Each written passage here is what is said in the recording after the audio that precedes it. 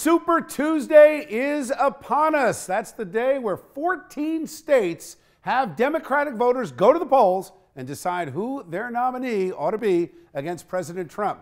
As we told you earlier, this comes as 3 Democratic candidates drop out. Amy Klobuchar, Pete Buttigieg, and Tom Steyer suspending their campaigns after South Carolina's primary, heading into Super Tuesday. Some say it's not necessarily a make-or-break moment. It's also the first time Michael Bloomberg will appear on the ballot. A third of all the delegates will be awarded on Tuesday.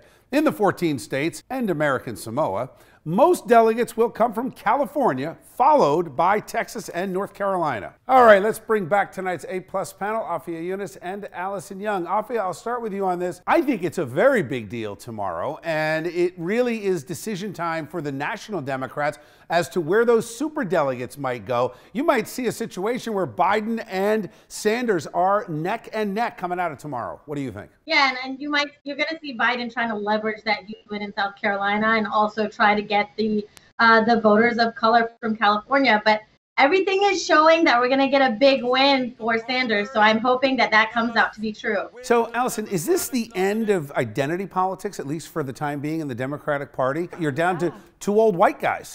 Well, 3 old white guys. All right, 3. You got Bloomberg. We have Bernie, Biden, and Bloomberg, all 77 and 78 years old, representing the Democratic Party.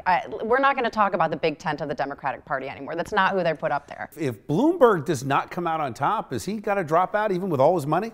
I think he does, because what's happening now is the Democratic Party behind the scenes, and this is why we saw what happened this weekend, people dropping out, is trying to rally everyone together and say, you have to get out, you have to get out, you have to get out, or we're going to wind up with Bernie as the nominee because we won't have a moderate candidate. So I think they're going to force Bloomberg out. Well, that's what I'm really frustrated about, is the establishment is coming out. You have Harry Reid coming out endorsing Biden.